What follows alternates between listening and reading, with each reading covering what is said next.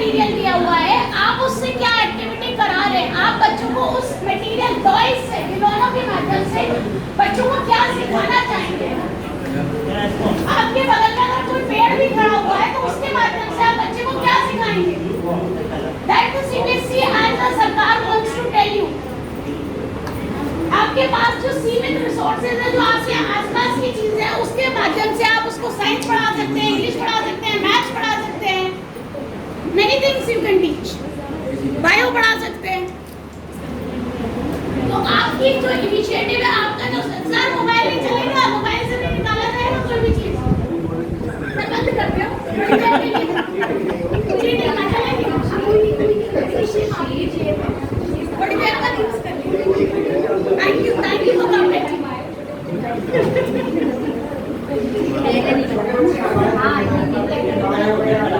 आपके छोटे बच्चों से रिलेटेड, आपके जो स्किल है आप उससे रिलेटेड करें।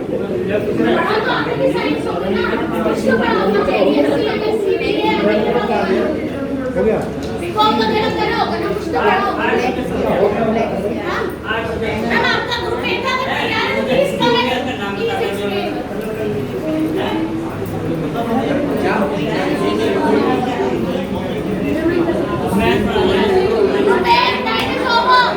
I don't have sufficient time.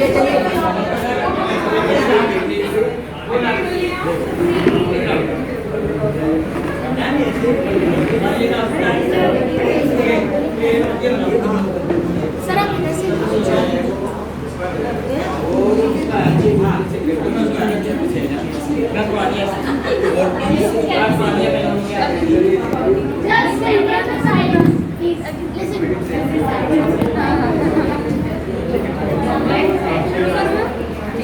शांत हो जाओ, बाद में मत करो।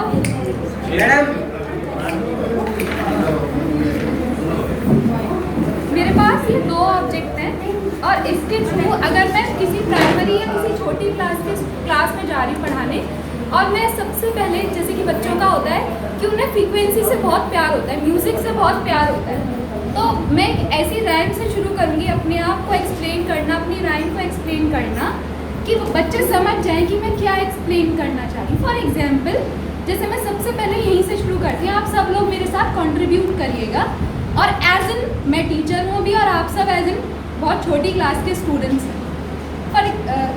मैं अपनी पोइम शुरू कर रही हूँ। रोज इज रेड, स्टार्ट करिए। स्काई इज ब्लू, मजा नहीं आ रहा, आप लोग बोल रहे हैं। रोज इज रेड, मजा नहीं आ रहा। रोजेज इज रेड, स्माइल नहीं आ रही है आप लोगों के फेस पे, स्माइल के साथ। Roses is red, sky is blue, oh my teachers, I like you. Again next समाधा ग्रुप, समाधा activity. Thank you, very good.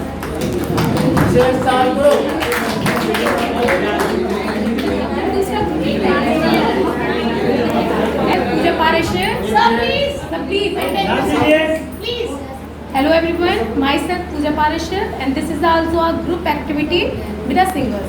We have put some objects and I am the students of PG class. So I learned a poem related to some objects. Okay?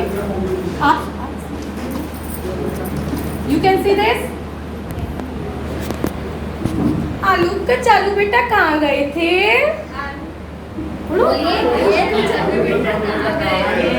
बंदर बैगन की टोकरी में सो रहे थे। बैगन ने लात मारी रो रहे थे। पापा ने पैसे दिए हंस रहे थे। मम्मी ने प्यार किया नाच रहे थे। भैया ने लड्डू दिया खा रहे थे। Thank you. आपने देखा है तो ये सारी चीज का यूज करा, बैगन का भी यूज करा, आलू का भी, ये नेक्स्ट बच्चों ने बनाया उसका भी, और लड्डू भी बैलून से बनाया। आसपास का भी, कलर का भी, बहुत सुंदर क्रिएटिविटी इन लोगों ने। Very good. एक को बता दो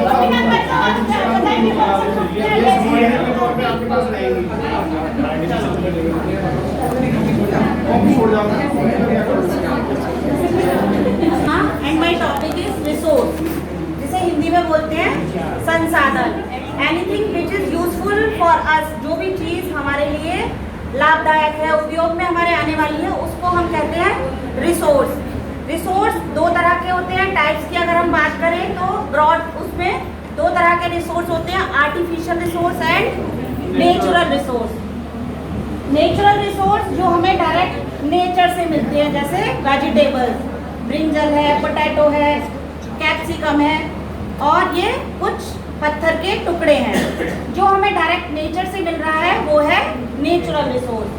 इसके अलावा दूसरी टाइप जो होती है रिसोर्स की, वो है आर्टिफिशियल रिसोर्स, जिनको हम मैन मेड रिसोर्स भी कहते हैं। जैसे ये बॉटल हो गई, ये सीजर हो गई, ये कुछ कलर्स हो गए, ये प्लास्टिक में कुछ अल्फाबेट हो गए, या फिर ये पेंसिल हो गई, ये सारे मैन मेड हैं, तो ये आर्टिफिशियल रिसोर्स। ये मेरा टॉपिक है। Thank you.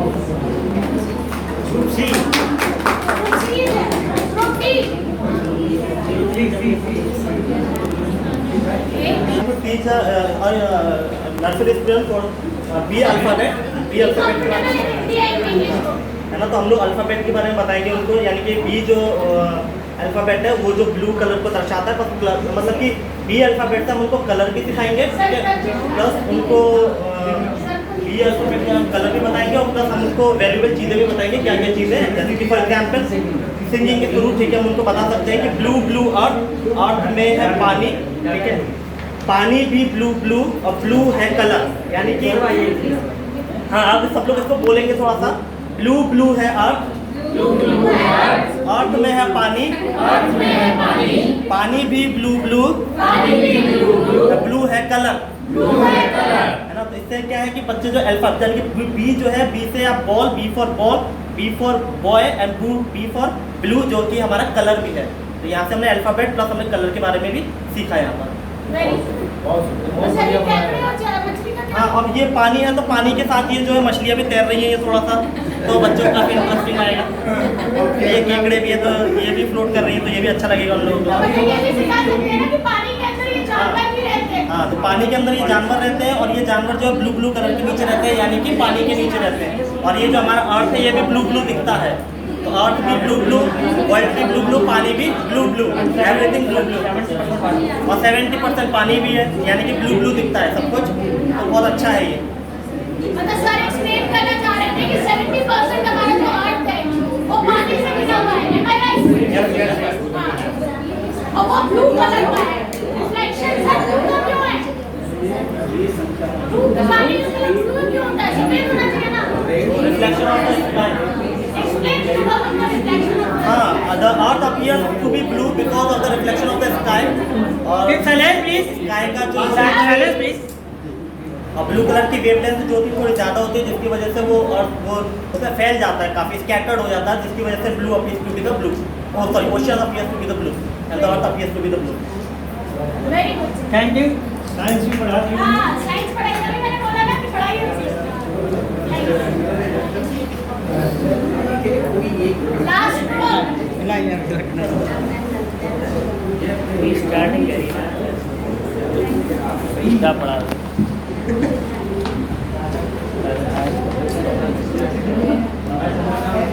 भैया इधर आ जाओ ना, इधर आ जाओ, थोड़ा सा इधर आ जाइए। इधर आ जाओ।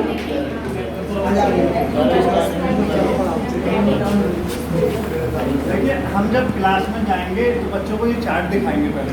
तो जब बच्चे चार्ट देखेंगे तो उन्हें एक ट्री दिखाई देगा, पेड़ दिखाई देगा। तो पेड़ जब दिखाई देगा तो हम बच्चों को बता सकते हैं कि ये मतलब प्रकृति निर्मित है, प्रकृति से पेड़ है, ठीक है। और ये पेड़ एक सेब का है, जिसमें दिखा रहे हैं सेब रखे हुए, तो इसमें से पेड़ में से कोई भी सेब नीचे गिर गया, जैसे नीचे गिरता हुआ एक दिखाया, नीचे सेब गिर गया, तो बच्चे नहीं, गिराने की आवश्यकता नहीं, खराब हो, नीचे सेब पेड़ गिर गया, वो सेब गिर गया, तो बच्चे ये सोचेंगे सेब कैसे नीचे गिर गया, तो इसमें कारण क्या है। तो इसका हम न्यूटन का लॉ बता सकते हैं कि न्यूटन के लॉ के अंतर्गत सेब नीचे गिर जाता है। कोई भी चीज़ जब हम ऊपर से फेंकेंगे वो नीचे ही गिरेगी, इसमें ग्रेविटेशनल ये न्यूटन, पहली चीज़ तो ये हो जाएगी।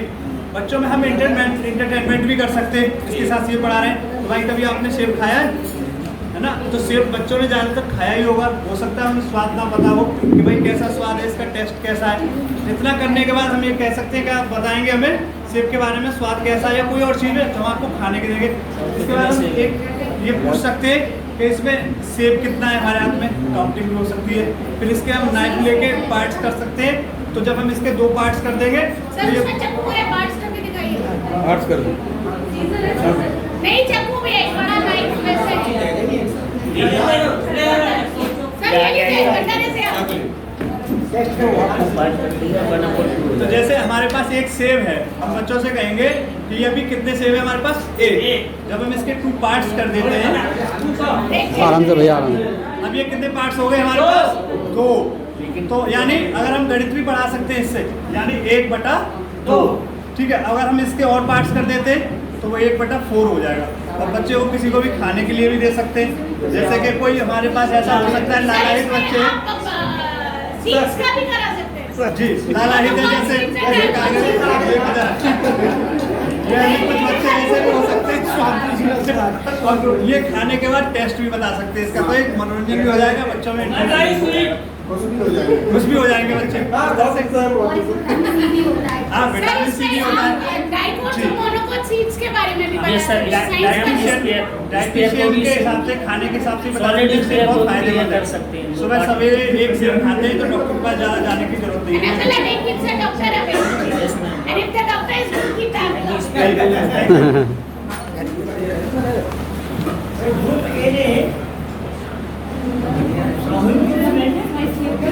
ये लो। ये बहुत अच्छे ढंग से आपने किया, बहुत अच्छे ढंग से करने प्रयास किया। शायद इस विषय की उतनी गंभीरता पहले नहीं ध्यान में आई होगी। धीरे धीरे करके एक को देखकर फिर दूसरे को अपने को इम्प्रूव किया। जैसे आप बता रहे थे कि हम ऐसा कर सकते हैं, ये सब स्टूडेंट्स, आप टीचर हैं, केरल का प्रयोग खेल खेल के माध्यम से करते हुए हम उनको अपना विषय, अपना टॉपिक बताएं। ऐसा करना है, हम कर सकते हैं, ऐसा नहीं। हम इसको सेब को गिरा भी सकते हैं। ये विद्यार्थी है ना, तो गिरा के बताओ, गिरने दो, टूटने दो, खराब होने दो, कोई बात नहीं। हम यहाँ पर प्रस्तुत करना वैसा जैसा हमें क्लास में करना है। एक प्रकार की एक्टिविटी जिसके माध्यम से हमारा कहना चाहिए माइंड ब्लोइंग, हमारा माने मस्तिष्क जो है थोड़ा घूमा कि हम ऐसा भी कर सकते हैं, हम ऐसा भी कर सकते हैं।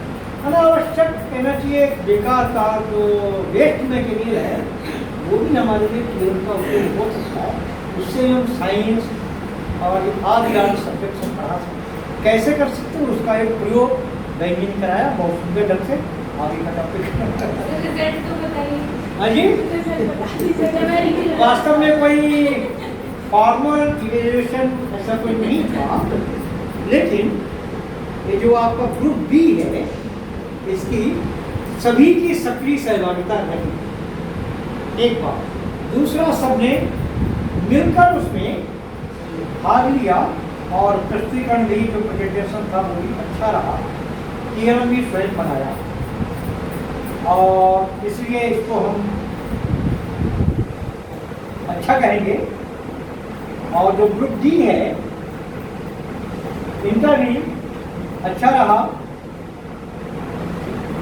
सी का भी अच्छा रहा, ई का भी अच्छा रहा। और शुरुआत तो ए ने की थी, शुरुआत तो ए ने की थी, इसलिए सबसे अच्छे ए है कि इन्होंने उसकी लाइन बना दी। तो सबकी सहभागिता रही और बाकी सबने मूल्यांकन किया। कोई मैंने बताया ना कोई फॉर्मल ऐसा मूल्यांकन नहीं था, लेकिन सबसे अच्छा अगर कहा जाए तो बुद्धि की एक्टिव परफॉर्मेंस। मतलब भाई साहब ने सबको सेटिस्फाइड कर दिया, स्टूडेंट्स की करेक्ट सब सेटिस्फाइड भी हो जाए, खुश भी हो जाए। यही हमारा मोटिव होता है जब हम क्लास में होते हैं। हम बच्चों को सेटिस्फाइड करने की कोशिश करते हैं अपने आसपास की चीज़ों से लेके। हम क्यों टॉयज के थ्रू सिखाना चाहते हैं? आप में से कोई मुझे बताएगा क्या मजा आया आपको इस एक्टिविटी? मजा आया, इमेजिनेशन हुआ, क्रिएटिव स्किल डेवलप हुई, बैलेंस ऑफ माइंड हुआ। नेक्स्ट टॉयज के द्वारा आपके मोटर स्किल्स, आपके हाथ यूज हुए, है ना? ये सारी चीजें बाजार में यूं ही मिलती है, आपके घरों में मिलती है, आपके स्कूल में आसपास मिल जाएगी, कंकड़ पत्थर साइंस वगैरह। इसके थ्रू साइंस के आप कोई भी एक्सपेरिमेंट्स, सोशल साइंस कुछ भी समझा सकते हैं। जरूरी नहीं है कि हम बुकिश नॉलेज के थ्रू या किताबों के थ्रू ही हम सिखाएं। अगर हम कोई चीज़, आपने देखा होगा, आप कभी कोई पिक्चर देखते हैं, जिंदगी भर वो याद रहती है। क्यों? क्योंकि आप उसका फोकस होकर उसकी एक्टिविटी, उस चीज़ को फील करते हैं। तो अगर आप, जरूरी नहीं है कि हम बुकिश नॉलेज की जगह अगर हम उनको फील करके पढ़ाएं तो वो शायद और अच्छा सीखेंगे। और मेरे को लगता है कि जिंदगी भर आपको भी नहीं भूलेंगे और उस एक्सपेरिमेंट को नहीं भूलेंगे। Am I right or wrong? Yes. बहुत अफोर्डेबल होते हैं, हमारा कॉन्फिडेंस राइज करते हैं। आपके कोई बच्चा है जो बेकार सा बच्चा है, उससे कहेंगे आप डफर बच्चा है या वीक बच्चा है, उससे वैसे तो कोई बच्चा वीक नहीं होता, उसको हम ही वीक और इंटेलिजेंट टीचर बनाते हैं। अगर एक वीक बच्चे के पीछे एक टीचर जरा सा हाथ फेर देगा ना, बस उसका motivation up of the world हो जाएगा कि तू तो बहुत कुछ कर सकता है, ये तो कुछ भी नहीं है तेरे आगे। एक मोटिवेशन बहुत ज़रूरी होता है। Toy based learning, TLM methods के थ्रू टीचर सिखाते हैं। आज आप लोगों ने बहुत कुछ सिखाया, शायद ये क्लास में आप लोग सिखाएंगे किताबों को छोड़ के, तो मेरे ख्याल से आपके बच्चे आपकी गुणगान करेंगे और आपकी क्लास को छोड़ के जाने की कोशिश नहीं करेंगे। क्योंकि मोबाइल सर पढ़ा रहे हैं, बड़े मज़ेदार पढ़ाते हैं, अच्छे से पढ़ाते हैं, हम तो उनकी क्लास में पढ़ेंगे। और जो टीचर खाली बुकिश नॉलेज से पढ़ाता है या खाली ऐसे पढ़ाता है, अब यार बोर होता है कि नहीं होता है? Am I right? ये लोग आपका कॉलेज लाइफ में, स्कूल लाइफ में खुद एक्सपीरियंस अपनी लाइफ में आप लोग कर चुके हो। खिलौना क्यों ज़रूरी है, क्यों हमें खेलना चाहिए, क्यों हम बच्चों को, क्यों CBSE, क्यों सरकार हमसे कह रही है कि इनके द्वारा खिलाओ, इनके द्वारा बताओ। रोट लर्निंग से सर चेंज, रोट लर्निंग से अलग ले जाके उनकी मानसिकता बढ़ाइएगा, उनका लेवल बढ़ाइए। क्या इंडस वैली सिविलाइजेशन हमको नहीं शो करती थी कि हम लोग पहले से ही खिलौनों से चीजें सीखते आ रहे हैं? शो कर रहे हैं। सिंधु घाटी की सभ्यता में जो खुदाई हुई है, वहाँ से जो खिलौने मिले हैं, वो बताते हैं कि खिलौनों के द्वारा उन्होंने बहुत सारी चीजें सिखाई हैं। पहले क्या यही गुरुकुल में यही चीजें होती थी, किताबें ही होती थी, किताबों से पढ़ाया जाता था। अपने आसपास की चीजों से रिलेट करके टॉयज, ट्रेडिशनल टॉयज जो हमारे पुराने खिलौने होते थे, आपने देखे होंगे बहुत सारे, बहुत आसानी से खरीदे जा सकते थे, अब भी खरीदे जाते हैं। 5-5, 10-10 रुपये में ये खिलौने आ जाते हैं हमारे। शायद अगर हाट में जाएंगे हम खरीदने के लिए तो ये मिल जाते हैं। इसमें ये हमारे लोकल वैल्यूज को इम्प्रूव करते हैं, हमारे ट्रेडिशन को, हमारे कल्चर को, हमारी सभ्यता को हमारे से जोड़ते हैं। हर कहीं भी ये चीज़ मिल जाते हैं, बहुत सिंपल होते हैं। बहुत सारे गेम्स तो ऐसे हैं जो हमने बचपन में खेले होंगे। कोई मुझे बताएगा आप लोगों ने कौन कौन से खेले? सेकम ताड़ी किसने खेली? सेकम ताड़ी और मैम जो पत्थर के ऊपर बॉल मारते हैं वो, मैम एक बॉल को पकड़ के मारते हैं, पत्थर गिराते हैं, पत्थर अब मुझे नहीं पता पहले क्या बोलते हैं। बहुत सारे ऐसे गेम हैं, डुगडुगी है, डॉल्स है, पर्ची है, चौपड़, चिट्टी, इक्कड़ दुक्कड़ भी खेलते थे हम लोग। और वो कंकड़ों से लोग कैसे गुड्डे, पिट्टू कहते हैं इसको, गिट्टू गा Gittu, very good ma'am, Gittu. मतलब आप लोगों ने खेले, मजे आते थे उसमें जी, सीखने को मिलता था। क्या मिलता था कि सीखने को? Balancing ma'am, yes, and counting, 1 2 3। तो ऐसे बहुत सारे गेम्स हैं इसमें जो हम लोगों को बैलेंसिंग सिखाते हैं, ग्रेविटेशनल फोर्स सिखाते हैं, काउंटिंग सिखाते हैं, हमारे कल्चर को हमसे जोड़ते हैं, हमको सर्किट मेकिंग सिखाते हैं, बहुत सारी चीज़ें। नेक्स्ट, क्या जो हमारे ट्रेडिशनल टॉयज है, क्या वो मॉडर्न टॉयज की जगह ले सकते हैं? कंप्यूटर्स की जगह ले सकते हैं? नहीं।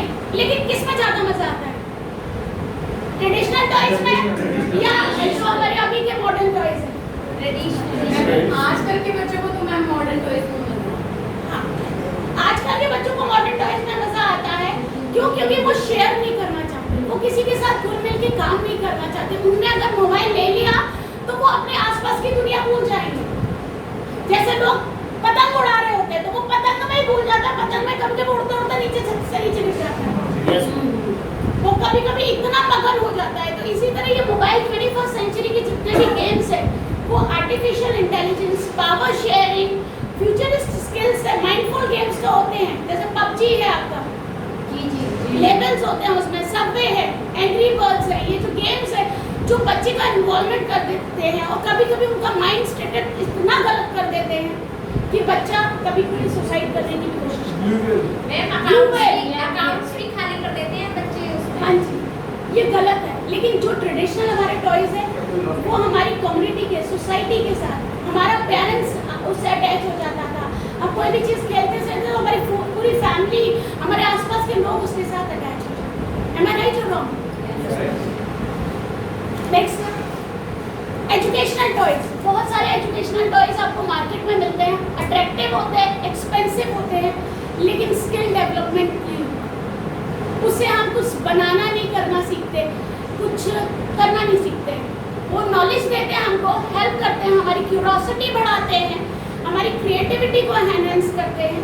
जो बच्चे वीक है इन मटेरियल्स के द्वारा हम लोग उनको सिखाने की बहुत सारी कोशिश करते हैं। साइंस के द्वारा, जैसे इसमें मैप है तो मैप रिलेटेड एक्टिविटीज़ हम लोग करा सकते हैं। इसमें बहुत साइंस किट्स हैं, उसमें दिए हुए हैं, शेप्स दिए हुए हैं।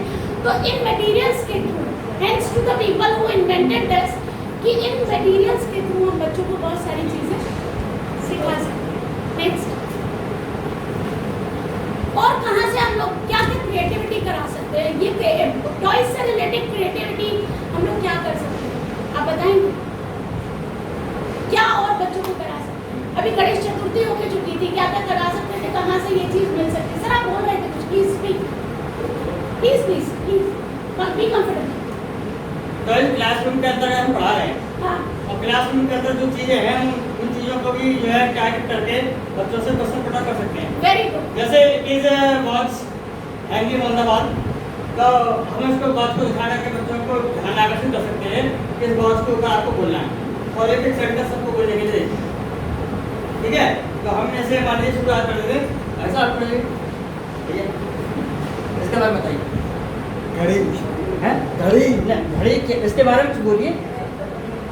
रेक्सोना कंपनी की घड़ी है, इसका समय देखने के लिए इसका उपयोग किया जाता है। ठीक, आप बताइए। It is round. It is round, वो इसमें हम नंबर काउंट करते हैं। एक ही शब्द, इट इज राउंड, यानी इन्होंने मैथ शेप एक्सप्लेन करिए लोग। शेप की और इन्होंने काउंटिंग बताया। आप इसमें टाइम एक्सप्लेन कर सकते हैं, हाँ, टाइम भी बता सकते हैं, आप इसके रोमन नंबर्स के थ्रू भी सिखा सकते हैं। नंबर पता है। आप एक पर्टिकुलर टॉपिक घड़ी के ऊपर लिखने के लिए भी दे सकते हैं, उसको नाउन, प्रोनाउन, एडजेक्टिव भी इसका सिखा सकते हैं। तो बहुत सारी स्किल्स हैं, आप तो मेरे से ज़्यादा ज्ञाता है, मेरे को तो कुछ नहीं आता, आप लोग तो पढ़ाते हैं, लेकिन बहुत सारी चीज़ों को यूज़ करके आप अपनी क्लास को इंटरैक्टिव बना सकते हैं, मज़ेदार बना सकते हैं। ज़रूरी नहीं है कि हम रोड लर्निंग के लिए जाएँ।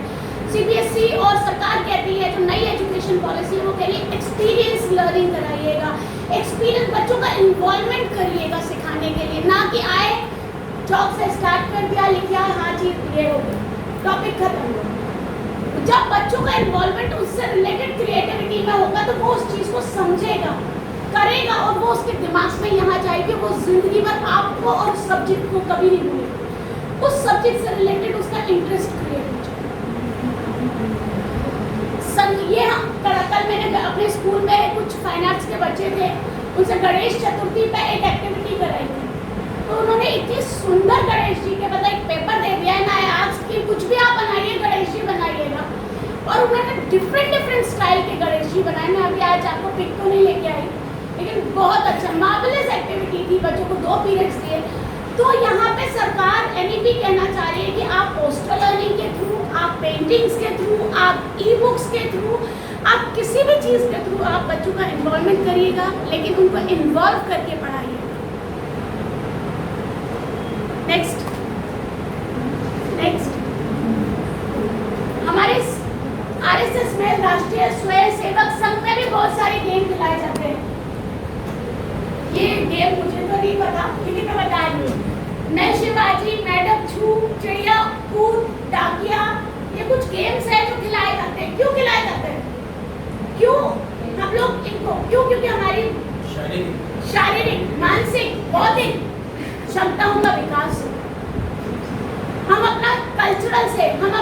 हिस्ट्री से, अपनी सोसाइटी से जुड़े। और भी बहुत सारे गेम्स हैं, खिला सकते हैं, लेकिन हमारे को जोड़ने की, हमारे ओवरऑल डेवलपमेंट, हमारे होलिस्टिक डेवलपमेंट की बात राष्ट्रीय स्वयंसेवक संघ के कुछ गेम्स भी करते हैं और हमें बताते हैं। नेक्स्ट, एनईपी क्या कहता है? टीएलएम क्यों कराएं? वो टीचर्स लर्निंग मेथड, क्यों ऐसे मेथड यूज करें जिसमें बच्चा सीखे? क्या वो मेथड हम एक ही लेवल पे यूज कर सकते हैं? हम उसको प्राइमरी लेवल पे भी यूज कर सकते हैं, आप लोगों ने बताया, जूनियर लेवल पे भी यूज कर सकते हैं, secondary and senior secondary level पे भी यूज कर सकते हैं। हम बहुत सारे लॉ है, फोर्स है, फ्रिक्शंस है, जिसको हम सिर्फ दिखा के ही बच्चों को एक्सपेरिमेंट बेस पे उनको समझा सकते हैं। जरूरी नहीं है हमें किताब की जरूरत पड़े। एक अच्छा साइंस का टीचर, एक अच्छा सोशल स्टडी का टीचर वही होता है जो एक्सपेरिमेंट बेस और एक्सपीरियंशियल लर्निंग बच्चों का इन्वॉल्वमेंट करके सिखाता है। अगर हम कोई कथा भी पढ़ा रहे हैं, अगर रामायण पढ़ा रहे हैं या गीत कुछ भी है, उसमें हम उनके कैरेक्टर्स को डेवलप करते क्लास में और उन कैरेक्टर्स के थ्रू उनसे बुलवाए तो वो उनको उसके लाइन्स की नॉलेज हो जाएगी, वो उसको पढ़ेंगे, समझेंगे। आपने लॉकडाउन में बहुत सारी रामायण देखी होगी, सभी ने देखी होगी। इन्वॉल्व अब के बच्चे नहीं देखते, क्यों? क्योंकि हम लोग उसको इन्वॉल्व नहीं करते। अब हमने उनको मोबाइल दे दिया, तुम्हें जितना खेलना मोबाइल से खेलो, हमको मत डिस्टर्ब करो। Am I right or wrong? Be the parents, not a teacher and asking. बच्चा आपसे जरा सा जिद करता है, आप लेके मोबाइल देते, चल खेले। हम उसे ये नहीं कहते चल बाहर जाके खेल, बहुत सारे दोस्त हैं उनके साथ जाके खेल। वो वहाँ जाके खेलेंगे तो उनकी मेंटल स्किल, उनका फिजिकल स्किल डेवलप होगा कि नहीं होगा? मोबाइल में क्या होगा? तो वो CBSE TLM कहना चाह रही है कि प्लीज इनको एक्सपीरियंशियल लर्निंग के थ्रू, उनको स्पोर्ट्स लर्निंग के थ्रू, आर्ट इंटीग्रेटेड सब्जेक्ट, उन्होंने CBSE में आर्ट इंटीग्रेटेड सब्जेक्ट रखा हुआ कि एक आर्ट का पीरियड जरूर होना चाहिए पूरे दिन में, एक फिजिकल एजुकेशन का पीरियड जरूर होना चाहिए। अगर आपको बच्चे को कोई भी काम कराना है, आप उसका एक्टिविटी पीरियड कैंसिल कर दीजिएगा, फिर देखिएगा आप उसका म्यूजिक का पीरियड कैंसिल कर दीजिएगा, आप उसका डांस का पीरियड कैंसिल कर दीजिएगा, आपके सब काम करने को तैयार हो जाएगा। Am I right or wrong? आप उससे चलो खेलने चले, उस क्लास में इतना शोर हो जाएगा, चलो, मतलब सबसे ज्यादा एंजॉयमेंट उनको वही होता है। तो NEP कहता है कि उनको खेल के माध्यम से सिखाइए, जो भी सिखाना है आपको खेल के माध्यम से सिखाइए, चाहे वो किसी भी एज ग्रुप का हो। वो कहता है, NEP कहता है कि 10 दिन के बैगलेस ट्रेनिंग होनी चाहिए। आजकल सब पढ़े लिखे हो गए, कोई भी स्किलफुल नहीं है। पहले का आदमी स्किलफुल था, उसको अगर बोर्ड भी सही करना था तो वो पेज खोलता था, निकालता था, कर लेता था सही। लेकिन आज प्लम्बर को लाना पड़ता है, इलेक्ट्रीशियन को लाना पड़ता है, वो लोग स्किल्ड है, लेकिन आप लोग नहीं हैं। वो कहता है आप नॉलेज के साथ उनको स्किलफुल बनाइएगा, उनको गार्डनिंग सिखाइए, उसको नेचर के साथ जोड़िएगा, अपने उनकी सोसाइटी के साथ जोड़िए, कारपेंट्री सिखाइएगा, थोड़ा बहुत टॉयज से उनसे खिलौने बनवाइएगा। आपने देखा होगा कभी आप साइंस एग्जीबिशन लगाते हैं तो बच्चे साइंस एग्जीबिशन जब करवाते हैं तो आप उनसे नए प्रोजेक्ट्स बनवाते हैं, प्रोजेक्ट्स द्वारा एक्टिविटी देते हैं, तो वो लोग कितने खुश होकर बनाते हैं। उसमें उनका पूरा परिवार इन्वॉल्व हो जाता है, उनका पूरी क्लास इन्वॉल्व हो जाती है और इवन टीचर्स इन्वॉल्व हो जाते हैं, होते हैं कि नहीं? उन एक्टिविटीज़ को अगर हम किसी भी PTM में दिखाएंगे तो पेरेंट्स खुश होते हैं कि नहीं होते? हमारा फेम भी बढ़ता है और हमारा नेम भी स्कूल का इम्प्रूव होता है। तो वो कह रहे हैं टॉयज के माध्यम से, गेम्स के माध्यम से, प्रोजेक्ट्स के माध्यम से आप सिखाइएगा। भाषा, अगर कोई, मैं यहाँ पे हिंदी बोलते हैं, अगर कोई मिजोरम या मेघालय वगैरह से आ जाएंगे तो क्या वो हिंदी समझ सकेंगे? उनको कैसे सिखाएंगे? टॉयज के थ्रू, खिलौनों के थ्रू, दिखाकर, एक्सपीरियंशियल लर्निंग कराकर, नाटक कराकर सिखा सकते हैं बहुत सारी चीजें। तो यहाँ पे बाइलिंगुअल अप्रोच भी है, टीचर्स के लिए इजी हो जाता है उन लोगों को समझाना, ये मीडियम ऑफ इंस्ट्रक्शन बहुत इजी हो जाता है उन लोगों को समझाना जहाँ लैंग्वेज सेम नहीं है, लैंग्वेज डिफरेंट है और वहाँ इतना कंफ्यूजन रहती है कि कोई दूसरे स्टेट का बच्चा आ गया उसको किस तरीके से कैसे समझाए।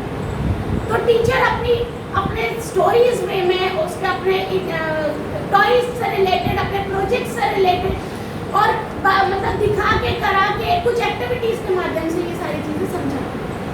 नेक्स्ट,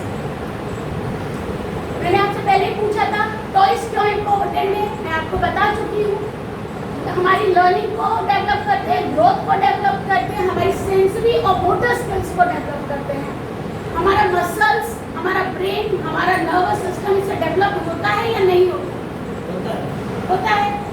तो हम बच्चों को इस खिलौनों के माध्यम से पढ़ाएंगे तो ज़्यादा मजे आएंगे, सुनेंगे, करेंगे। नेक्स्ट, मोटर स्किल्स दो तरीके की होती है। जब हम अपने हाथों को, फाइन मोटर स्किल्स वो होती है जब हम अपनी उंगलियों को, हाथों को यूज करते हैं किसी काम कराने, जब हम अपने लिप्स को यूज करते हैं किसी चीज़ को समझाने के लिए, किसी चीज़ को बताने के लिए। उसी के सिवा ग्रॉस मोटर स्किल जो होती है, जो हमारे बिगर मूवमेंट्स है, रोलिंग, सिटिंग, जंपिंग, जो हमारे बैलेंसिंग पावर को, हमारे कोऑर्डिनेशन को, हमारी मसल्स को, बच्चा जितना कूदता है मसल्स इम्प्रूव होती है कि नहीं होती? तो ये सारी चीजें, ये स्किल डेवलप कर रहा है, आपको बढ़ा रहा है। आपका जो स्ट्रेंथ है, आपका कोऑर्डिनेशन है, आपका टाइमिंग है, आपके पोस्चर्स को बैलेंस कर रहा है। नेक्स्ट,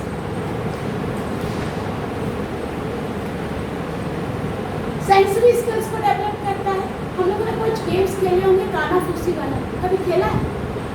एक जना इधर से बोलता है एक शब्द को और वो एंड तक जाते जाते वो शब्द का मतलब ही चेंज हो जाता है। हमारी हेयरिंग पावर को इम्प्रूव करता है। हमने विजन से रिलेटेड कोई गेम खेला है? आंखों से कोई खेला है? बिना पलक झपकाए कभी कभार हम लोग खेलते हैं स्टैचू। आपकी पलक नहीं झपकनी चाहिए। स्टैचू, टच से रिलेटेड कौन सा गेम खेला है? ऊंच नीच, हाँ, ये गेम्स हम लोग खेले। तो ये हमारे सेंसरी स्किल्स को मजबूत करते हैं और हमारे इनर पावर को एनहांस करते हैं। नेक्स्ट, आपको पता है जैसे जैसे बच्चे के हर एज के लिए अलग अलग खिलौने होते हैं। जब बच्चा 5 साल का होता है तो वो आपको देखता है, आप जैसी एक्टिविटी करते हो तो वो हंसता है, खिलखिलाता है, आप उसको प्यार से बात करते हो तो वो समझने की, अपने सेंसेस को यूज करने की कोशिश करता है। जब वो 1 साल का हो जाता है तो उसमें डेवलपमेंट आना शुरू हो जाता है। उसका क्रिएटिविटी स्किल, उसका विजुअल पावर, देखने की क्षमता, उसकी बोलने की, थोड़ा थोड़ा तुतला तुतला कि थोड़ा थोड़ा कुछ कुछ बोलने लगता है और घुटनू चलने लगता है। उसके टॉयज डिफरेंट हो जाते हैं। लाइट एंड साउंड्स वाले टॉयज को बहुत अट्रैक्ट करता है। छोटे बच्चों को लाइट एंड साउंड्स वाले टॉयज बहुत अट्रैक्ट करते हैं और उससे उनकी जो बौद्धिक क्षमता है, उनकी जो शारीरिक क्षमता है वो इंक्रीज होती है। नेक्स्ट, जब वो 1 साल से ऊपर का होता है या 2 साल का होता है, धीरे धीरे चलना सीख जाता है, मोबाइल हो जाता है। वो चलने के साथ गिनतियाँ, मम्मी उसकी गिनतियाँ सिखाना शुरू कर देती है। करते थे कि नहीं, 1 2 3 4 5 गिनतियाँ, उस शब्दों के अर्थ को धीरे धीरे पहचानना शुरू कर देता है। वो अपने घर की सोसाइटी को पहचानने शुरू कर देता है कि माँ बाप क्या है। वहाँ उसका लैंग्वेज डेवलपमेंट होता है कि नहीं होता, वो समझने की कोशिश। अगर कोई जापान में रहता है तो वो जापानीज ही बोलेगा, हिंदी तो बोलेगा नहीं। जो इधर हिंदुस्तान में रह रहा है तो वो हिंदी बोलेगा, जापानीज नहीं बोलेगा। क्यों? क्योंकि उसकी सोसाइटी, उसका कल्चर उसको साथ के साथ रिलेट करता हुआ जाता है, तो वो उस लैंग्वेज को सीख रहा है। उसके बाद हम 2 साल के होते हैं तो उनके टॉयज डिफरेंट हो जाते हैं। मिनी पियानोस हो जाते हैं। 1 साल के बच्चों के टॉयज अलग होते हैं, 2 साल के बच्चों के टॉयज अलग हो जाते हैं। 1 साल का बच्चा, वो 3 पहिए वाली गाड़ी भी होती है ना, इसको क्या कहते हैं? छोटी सी लकड़ी की गाड़ी अपन पहले चलाते हैं, वो छोटा सा लकड़ी का होता था ना, 3 पहिए वाला। चलाया होगा कुछ लोगों ने, मैंने चलाया होगा। तो वो बच्चा चलाना, उसके गेम्स डिफरेंट हो जाते हैं। खिलौनों की उपयोगिता वो समझने लगता है। आप उसके सामने बहुत सारे खिलौने रख देंगे, वो उसकी उपयोगिता उसको पहचानने शुरू कर देगा। 2 साल की उम्र में बच्चा लिखना, पढ़ना और समझना शुरू कर देता है। हम उसको दिखाएंगे कि ये सेब है, ये मीठा होता है, ये लाल रंग का होता है, तो वो उसके कलर को पहचानेगा, उसके स्वाद को पहचानना शुरू करता है। तो वो 2 साल की उम्र में पहचानना करना शुरू करता है, वो भी खिलौनों के माध्यम से। अभी वो पढ़ा नहीं है, अभी वो स्कूल नहीं गया है, उसकी प्रथम माता कौन है? मम्मी। माँ है जो उसको सिखा रही है, घर में भाई है, बहन है, पापा है जो उसको सिखा रहे हैं। अभी उसने कुछ लिखना नहीं सीखा, धीरे धीरे सीखे। 3 साल का होता है उसका ब्रेन डेवलप होना शुरू हो जाता है, ब्रेन से रिलेटेड एक्टिविटीज करना शुरू हो जाती है। उसके मसल्स पावर्स के लिए वो साइकिल, छोटी छोटी साइकिल्स चलाना शुरू कर देता है, ट्राइसाइकिल्स चलाना शुरू कर देता है, सीढ़ियों पर चढ़ना शुरू कर देता है, उतरना शुरू कर देता है। पपेट्स के द्वारा हम लोग कठपुतली के गेम के द्वारा भी, पहले हमने बहुत सारे गेम्स देखे, हमें कठपुतली के द्वारा बहुत सारी कहानियाँ वैसे सुनाई जाती थी, अब नहीं है। नहीं, शिशु वाटिका में कठपुतली का वो स्टेज बना करके स्टेज है, अरे वेरी गुड।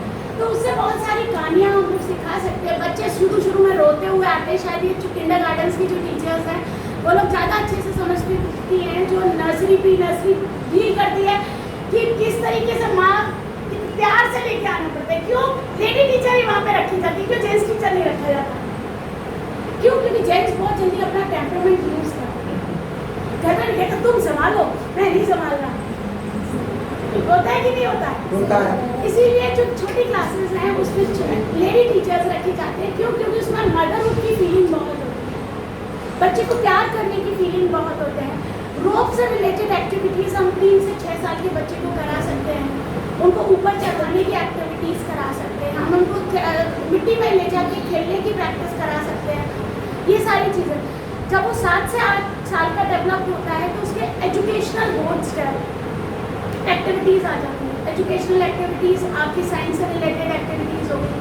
3 से 6 साल का बच्चा फर्स्ट या सेकंड क्लास में आ जाता है, थर्ड क्लास में आ जाता है, उसकी एक्टिविटीज़ डिफरेंट हो जाती हैं, एजुकेशनल बेस्ड एक्टिविटीज़ हो जाती हैं, साइंस से रिलेटेड एक्टिविटीज़ हो जाती है। आजकल तो बच्चा मोबाइल में ही, 4 साल का बच्चा 5 साल का बच्चा मोबाइल में ही हो जाता है, उसकी वो एक्टिविटीज़ ख़त्म होती जा रही है। तो NEP कहना चाह रहा है कि आप डिफरेंट फेस के थ्रू आप पढ़ाइएगा, ना कि रोट लर्निंग कराइए, इनको बाहर ले जाइए, किसी भी मेथड के थ्रू कराइएगा, बाहर ले जाके बताइए, लेकिन इनको सिखाइए, इनका इन्वॉल्वमेंट करिए। खाली पढ़ाना नहीं, खाना पूर्ति नहीं करनी, इनको समझाइए जो ज़िंदगी में आपको और आपके खिलौनों को, आपकी चीज़ों को ध्यान रखिए। कि आपको आज भी ध्यान होगा किसी टीचर ने आपको समझाया होगा कि उस टीचर ने मुझे वो वाला टॉपिक उस तरीके से समझाया, वो मुझे आज तक नहीं। जबकि किसी ने किताब से पढ़ाया होगा तो वो एक भी चीज़ ध्यान नहीं होगी, चाहे वो BA में हो, MA में हो या B.Ed में। एक्टिविटी करके अगर आपने कोई भी चीज़ परफॉर्म करी तो वो बहुत अच्छे से परफॉर्म होगी। 9 इयर्स के जब बच्चा 9 इयर्स का जब बच्चा हो जाता है तो उससे स्पोर्ट्स रिलेटेड, हिस्ट्री से रिलेटेड, इलेक्ट्रॉनिक्स, गैजेट्स, हम लोग उसकी क्रिएटिविटीज़ में, उसके टॉयज में इन्वॉल्व करते हैं। क्या में से कोई बताएगा कि क्या प्रिकॉशंस हमें लेने चाहिए खेलते समय या बच्चों को खिलाते समय? इसको देख के नहीं, मेरे को देख के। बच्चों के साथ मैं भी उसी तरह का बन जाना चाहिए। टॉयज में हम ये देख सकते हैं कि टॉयज ज़्यादा ना हो, बच्चों के लिए डेंजरस ना हो, अच्छे टॉयज हों, और आजकल तो केमिकल बेस्ड टॉयज आ रहे हैं वो भी नहीं होने चाहिए। Very good. Yes ma'am, toys उनके एज के अकॉर्डिंग होनी चाहिए। Yes, very good. उनकी एज के अकॉर्डिंग होना चाहिए। हमारे हिंदुस्तान के होने चाहिए, पाकिस्तान और अफगानिस्तान के नहीं होने चाहिए। हमारी धरती को रिलेट करते हुए, हमारी कल्चर को रिलेट करते हुए होने चाहिए। पहने नहीं होने चाहिए, ऐसे टॉयज नहीं होने चाहिए जिससे उनको लग जाए, कट जाए, कुछ इस तरीके के टॉयज नहीं होने चाहिए। जो भी जब भी हम किसी को खिलाएं तो हम इन सारी चीज़ों का ध्यान रखें कि बच्चे की कोई चीज़ कटे नहीं। नेक्स्ट, कुछ कागज रखे हुए हैं, अब हम एक और एक्टिविटीज़ कराएंगे। मेरे लेक्चर से कुछ लोग थोड़ा बोर हो गए, कुछ को नींद आ रही थी, इधर सर वगैरह को नींद आ रही थी। कुछ कागज रखे हैं, उन कागज को उठा के आप ग्रुप वाइज कुछ भी एक्टिविटी परफॉर्म करके study related, which related with your studies and other skills. एक ग्रुप दूसरे ग्रुप की नकल नहीं करेगा, it will be different. Ma'am, please provide the papers to all.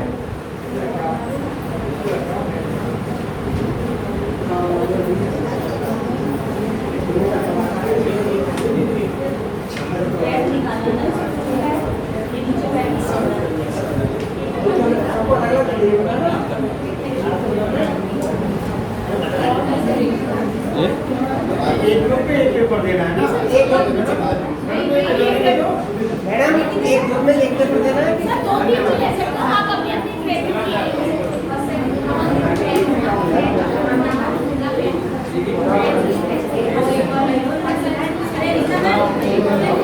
Sir आपको पर्टिकुलर टॉपिक एक्सप्लेन करना पड़ेगा, उसको साइंस से एसएसटी से रिलेट करके एक्सप्लेनेशन देना पड़ेगा।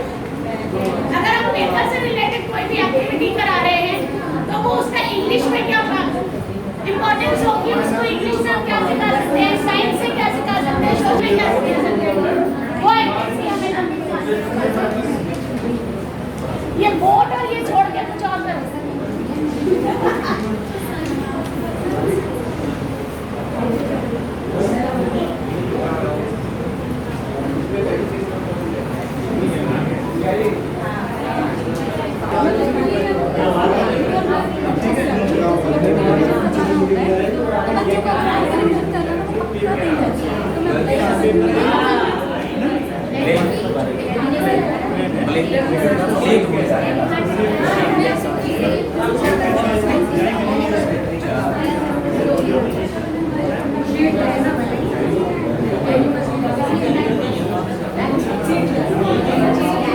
सब रिकॉर्ड हो रहा है, कौन एक्टिविटी कर रहा है, कौन क्या कर रहा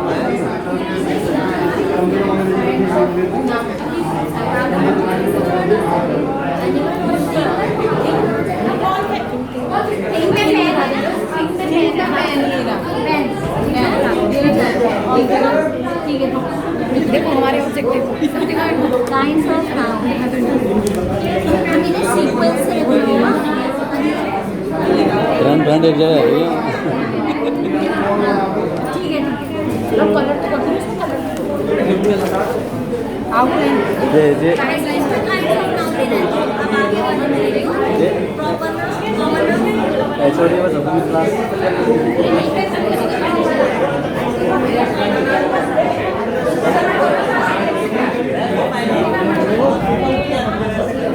कोई करना है बोलना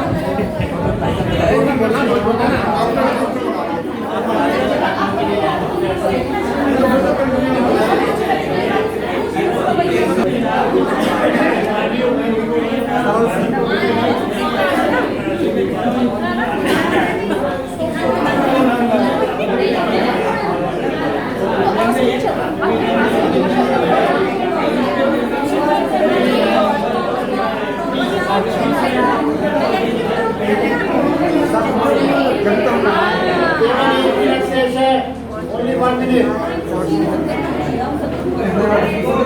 Only 1 minute. कौन लोग पहले आएगा?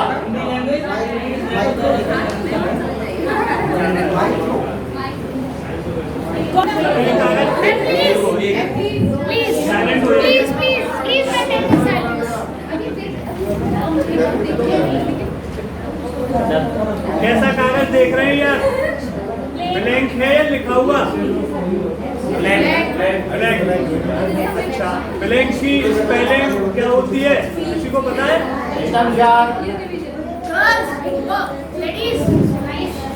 जी, ब्लैंक की स्पेलिंग क्या होती है, कोई बताएगा? नहीं पता, कोई बात नहीं। ब्लैंक की जो स्पेलिंग होती है, जैसे BLANK, इसमें एक वॉवेल आ जाता है और बाकी के कॉन्सोनेंट आ जाते हैं। ठीक है, पहला चीज तो ये। अब आप इसकी आकृति जो देख रहे हो, कैसी आकृति है?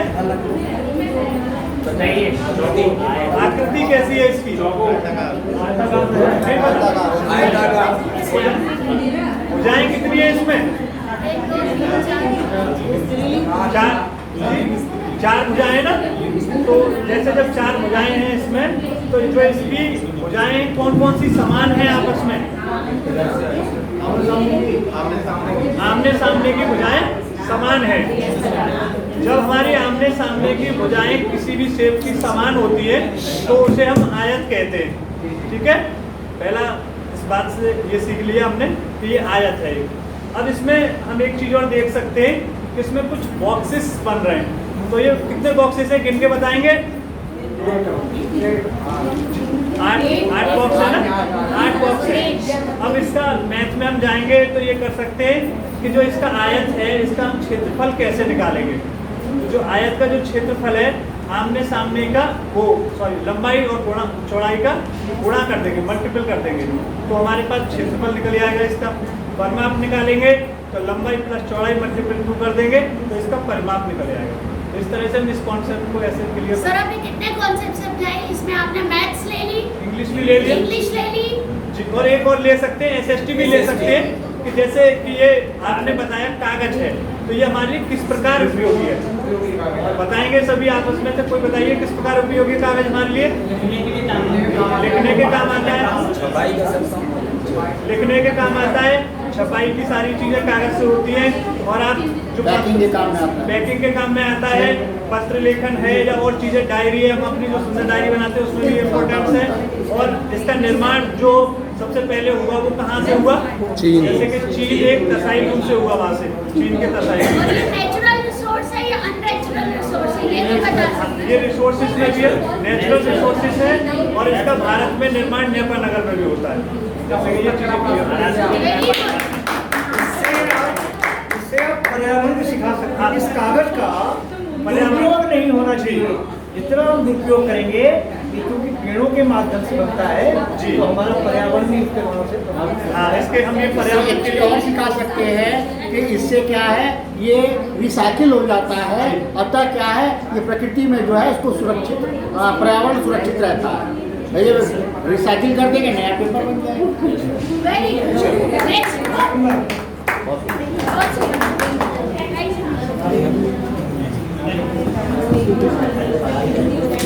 नेक्स्ट ग्रुप,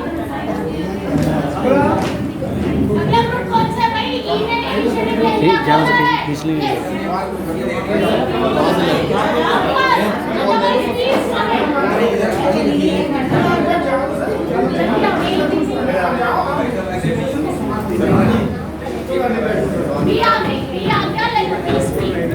दीदी का भी बहुत एनर्जेटिक लग रहा है, कुछ अच्छा तो सोच समझ के आया है। हो गया।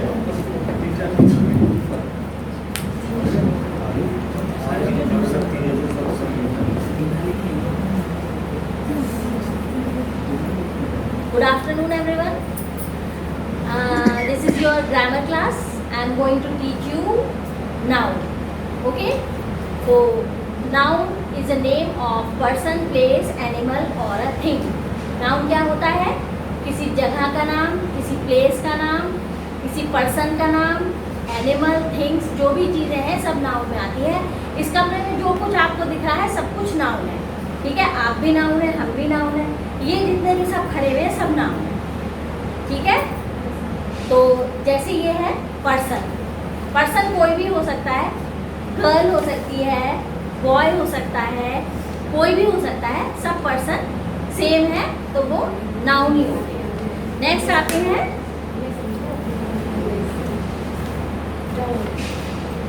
प्लेस। प्लेस, प्लेस क्या है?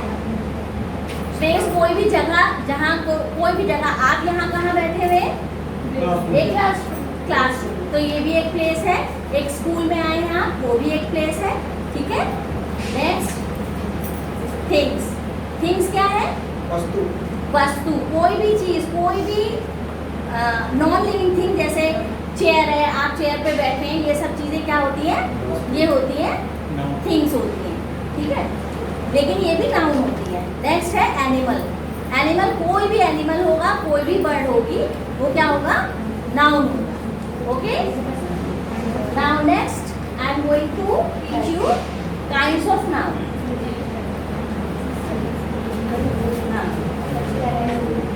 Common noun.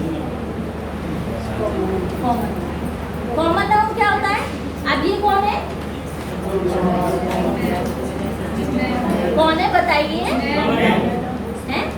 मैम है, लेकिन कौन है? What is the gender? I am asking about gender. Women है ना, वुमेन है, तो वुमेन कोई भी, इतनी सारी ये वुमेन है, सब वुमेन है, तो ये सब आएंगी कॉमन में। आप सब मैन है तो आप सब एक ही जेंडर में आएंगे, यानी कि आप हैं कॉमन नाउन, ठीक है। नेक्स्ट आता है प्रॉपर। प्रॉपर में कौन है? अब आपको जैसे ये है, आप जिस स्कूल में आए हैं, ठीक है, जिस स्कूल में आए हैं, इस स्कूल का क्या नाम है? कौन बताएगा क्या नाम है? सरस्वती विद्यालय सीनियर सेकेंडरी एजुकेशन तो ये एक प्रॉपर स्कूल है। तो स्कूल कोई भी स्कूल हो सकता है, लेकिन प्रॉपर ये क्या है? सरस्वती विद्या मंदिर सीनियर सेकेंडरी स्कूल, खैर रोड, एक ही है। तो ये प्रॉपर नाम है ना, या इनका नाम है, ये जो है इनका नाम मीनाक्षी है, तो ये अब प्रॉपर नाम हो गई, है ना। पहले कॉमन थी वुमन, लेकिन जब आप इनका नाम जान गए तो ये प्रॉपर हो गई। Next collective.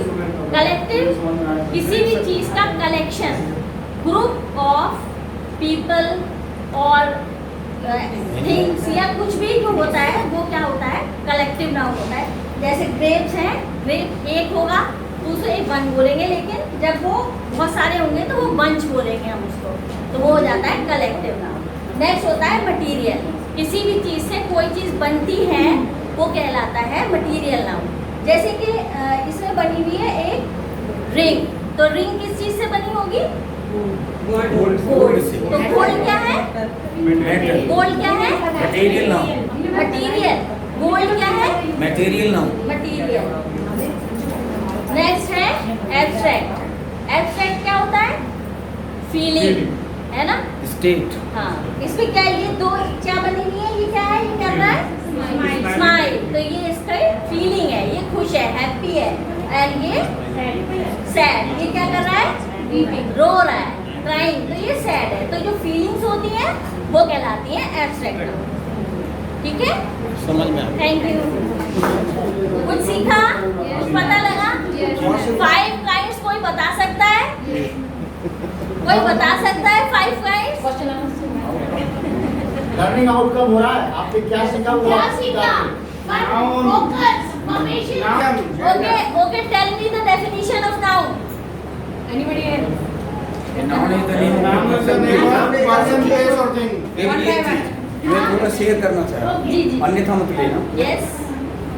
जैसे आपने अभी प्रॉपर नाउन बताया ना, वो ठीक है, आप जैसे तो उन्हें ये इनको कैसे मालूम पड़ेगा बच्चों को? मैं इसमें इंटरफेयर नहीं कर रहा, लेकिन जब हम क्लास में जा रहे हैं तो बच्चों को आइडेंटिफाई कैसे कराओगे कि प्रॉपर नाउन कौन सा है?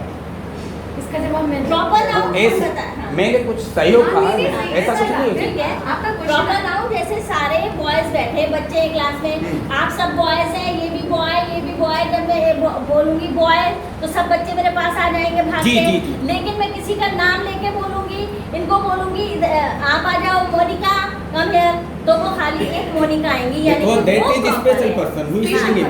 स्पेशल पर्सन जो होता है बस। When we are calling the name of a particular person, Yes. that is called a proper. Thank you, sir. very good. Nicely explained the noun. मैं तो नहीं करूँगी. Next group. Next. You come.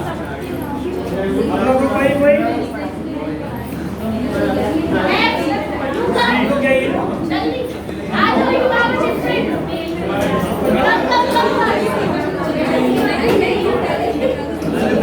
Sir आ गए. आप धीरे-धीरे अपने से पहले उनकी आ जाती है.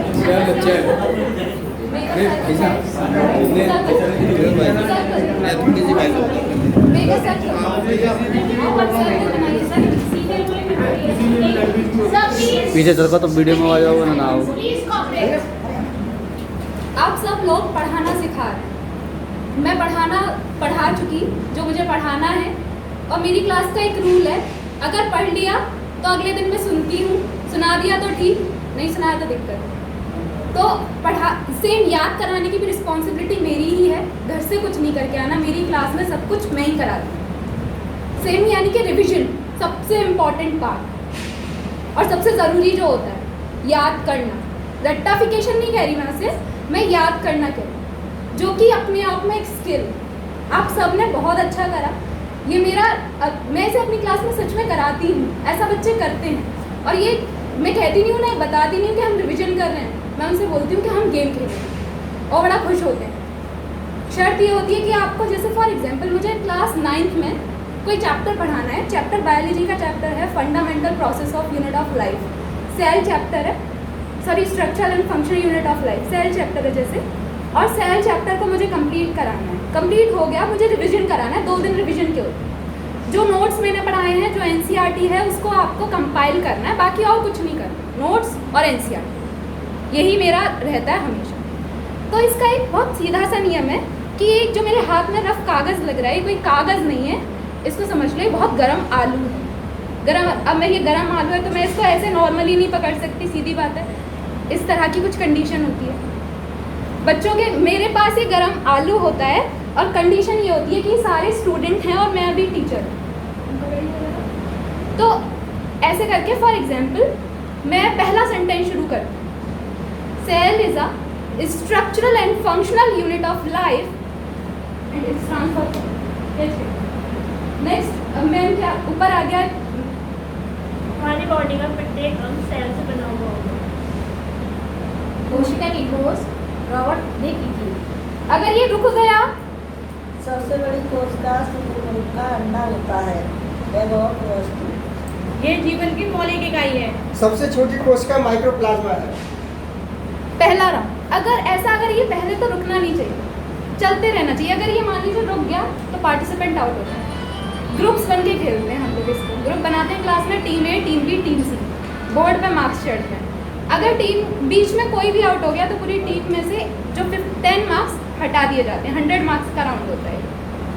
हर जितने मेंबर्स, अभी जैसे अभी हमारी टीम को पूरे 100 मार्क्स मिलेंगे। अब बोर्ड नहीं है यहाँ, वरना मैं बोर्ड पर लिख के भी बताती कि कैसे ए ग्रुप में 100 मार्क्स। अब बी ग्रुप है तो बी ग्रुप के पास चला जाए, अगर नहीं है तो -10, अगर पूरे हैं तो 100। इस तरह से गेम चलता है। रिवीजन गेम बोलते हैं इसको हम। Thank you.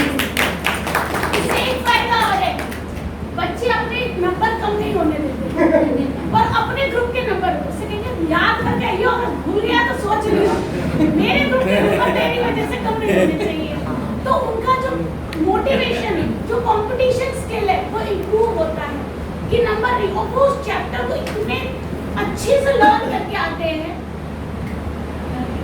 बाकी बहुत अच्छा इनिशिएटिव है गेम्स के थ्रू लर्निंग कराने का।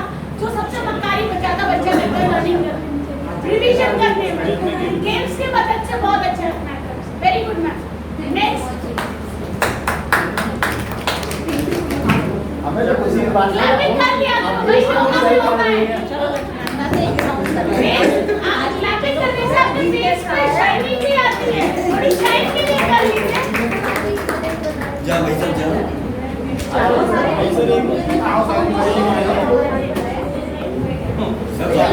आपको नहीं आ रहे हो, सबसे सीनियर मोस्ट आप बैठे हो। जाओ ऐसे जाओ, तुम नहीं कैसे जो उठा नहीं है वो उठ के आएगा और वही समझाएगा। क्लास में सबसे मोटी बच्चा समझाएगा। अभी आप सभी लोग एक क्लास है, छोटे छोटे बच्चे बैठे हुए हैं। मैं आपसे कुछ क्वेश्चंस पूछूंगा, उसके आंसर्स आपको देने हैं। मम्मी और पापा आप सभी ने देखे हैं? देखे हैं? नॉर्मल सी बात है। तो कैसे पहचानते हैं? फेस से। फेस से पर उनके जेंडर से। जेंडर की एक वेशभूषा होती है, वही चीज़ हम आज पढ़ाएंगे। ठीक। देखिए, जो पापा का जेंडर होता है वो मैस्कुलिन जेंडर होता है और जो मम्मी का फेमिनिन जेंडर। ठीक। इसी तरीके से एक जेंडर और होता है, और भी कुछ चीज़ें हैं इसके अलावा जो हम अपने आसपास देखते हैं। जैसे मेरी जिम में ये पेन रखा हुआ है, सर के हाथ में ये ट्राइपॉड है, इसका भी कुछ जेंडर हो सकता है। जी। इसका कोई वेशभूषा नहीं है, एक अलग ही वेशभूषा है, जो दोनों से अलग है। ये कौन सा जेंडर हुआ? इसको हम बोलेंगे न्यूट्रल जेंडर। अभी आप सभी लोग स्टूडेंट्स हैं, तो ये भी एक जेंडर हो सकता है। एक कॉमन नाम आपको दे दिया है, तो ये हो गया हमारा कॉमन जेंडर। इस तरीके से हमने 4 जेंडर सीखे हैं।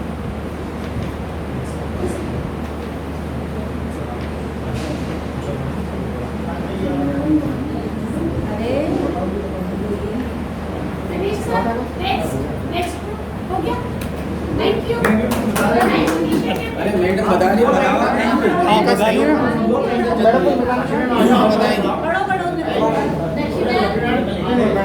कोई बात नहीं।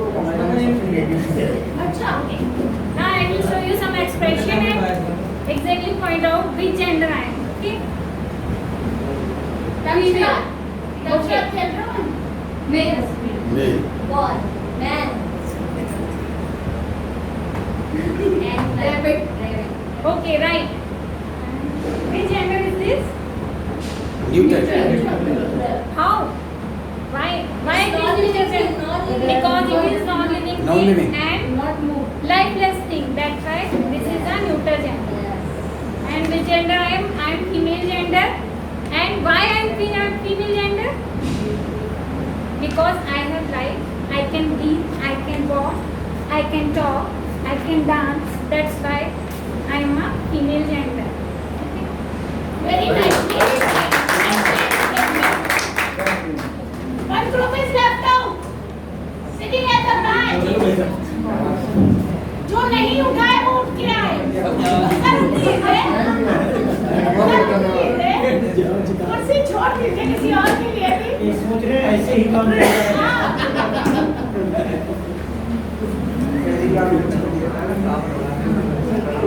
तो आज हम लोग इस बोर्ड के माध्यम से with the help of this board हम लोग हिस्ट्री को थोड़ा सा पढ़ेंगे इसके बारे में, ठीक है, और अपना थोड़ा सा फिजिक्स को थोड़ा सा इससे डिफाइन करेंगे, ठीक है। ये बोट है, एक मीन्स ऑफ ट्रांसपोर्ट है, ठीक है। It's travels on the water, it moves on the water, it is a water way transport, ठीक है।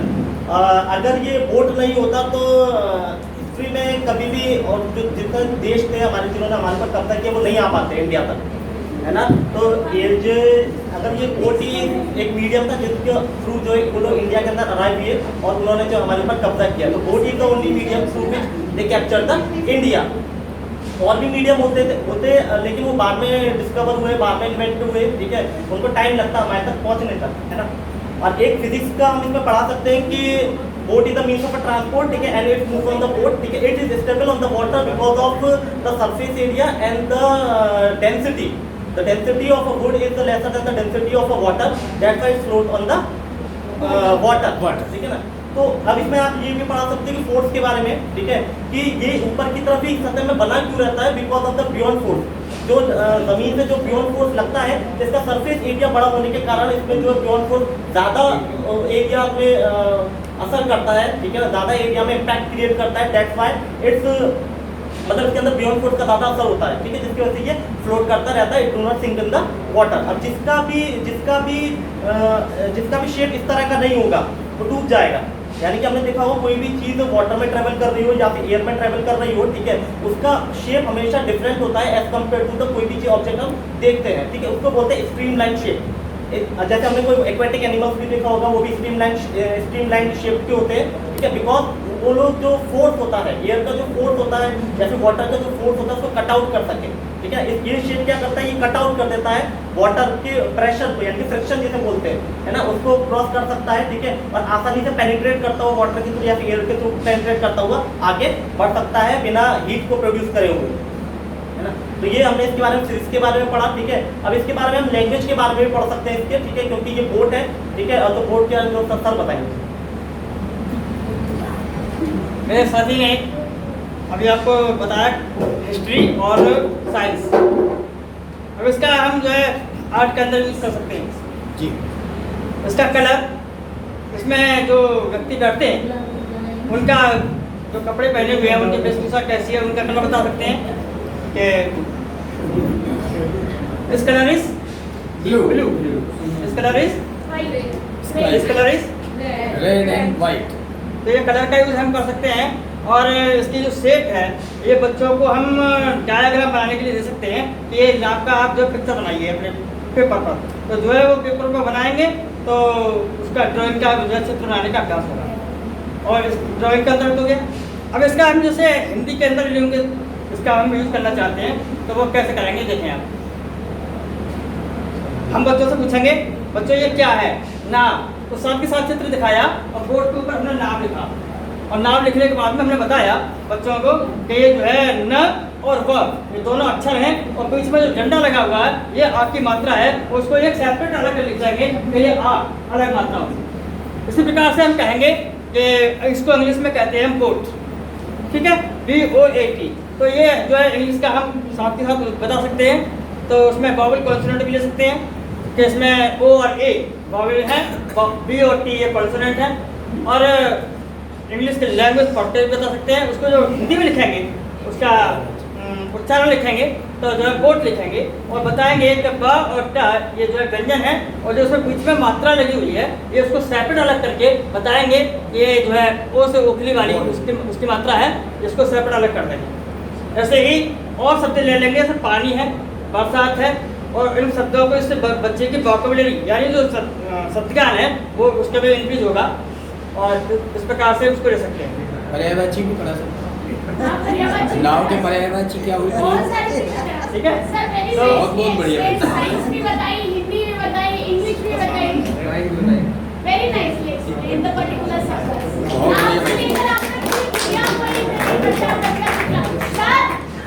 भाई साहब क्या आपको बुला रही? नहीं मेरा भाई नहीं सर को बुला ये हमारे तरफ नहीं भैया। नहीं सर आपके लिए अरे आप ही को बुलाया जाता है। बैठ लीजिए। ये क्या है? बैठ लीजिए। अच्छा ये मेरे हाथ में क्या है? ये गोला है। अगर मैं इसे व्रत बनाऊँ आपको तो मुझे इसका किन बता सकते हैं आप? व्रत का किन, ये मान लीजिए व्रत है, इसका किन मुझे ज्ञात करना है, ठीक है ना? व्रत का किन कैसे पता चलेगा मुझे? जी हाँ, सेंटर ऑफ द सर्किल, ठीक है ना? हम यहाँ पर कहीं भी सर्किल पर कोई भी 3 पॉइंट्स ले लें, ठीक है, 1, 2 एंड 3, ठीक है ना? इन तीनों पॉइंट्स को आपस में ज्वाइन करेंगे। ज्वाइन करने के बाद उनका परपेंडिकुलर बाइसेक्टर करेंगे। 2 परपेंडिकुलर बाइसेक्टर जहाँ कहीं भी कट करेंगे वो इसका क्या होगा? सेंटर होगा। सेंटर से कहीं भी इसको हम मीट करेंगे तो वो आपकी रेडियस।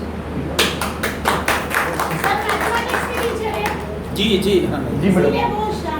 कोई और इसके थ्रू नाइसली एक्सप्लेन। और क्या कर सकते हैं? फटाक से, जल्दी टाइम कम है। जल्दी बताओ। ये सर्किल है, हम छोटे बच्चों को इसकी शेप बता सकते हैं और उनको जैसे इसकी शेप के और भी होते हैं आइटम, उन्हें बता सकते हैं। जैसे रोटी होती है तो इनको बच्चा सीखेगा तो भूलेगा नहीं, छोटा और खेल भी सिखा सकते हैं। भाई साहब एजुकेशन का यस भाई साहब निकल के दिखाना है। फिजिकल एजुकेशन सारी शिक्षा के अंतर्गत हम इसका यूज भी बच्चों को बता सकते हैं, जो सर्वांगीण विकास के बात जो है विद्यार्थी हमारी जो है करती है। तो इसके अंदर बच्चे को छोटा बालक होता है तो उसके अंदर जो है ऐसे पैर डाल के ये ऊपर ऐसे निकाल सकता है और बैठ के भी लौट के भी इसके जो है निकाल सकता है। और इसमें उछल के बच्चे उछल भी आ सकता है। और ऐसे रिंग हम जो है डाल भी सकते हैं और बच्चे से कहेंगे कि आपको इस रिंग से उस रिंग में जाना है तो करके ऐसे आएगा। ये गुजरा पड़ा हुआ है ऐसे आएगा। इसमें हम काउंटिंग्स भी डाल सकते हैं 1, 2, 3, ठीक है? इनमें बने हुए हाथ से हम काउंटिंग डाल सकते हैं घंटे के बने हुए। तो उससे ये भी देख सकते हैं कि आपको 1 से लेकर के 10 तक जाना है तो हम टेबल और काउंटिंग्स भी इसके सिखा सकते हैं। Very good. पूजा में ताली बजा लो भाई।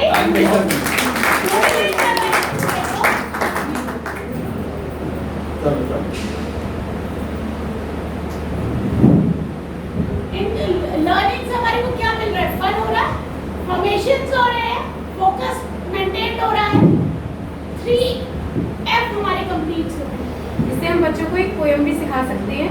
आप सबने भी पढ़ी होगी गोल गोल वाली पोयम, है ना?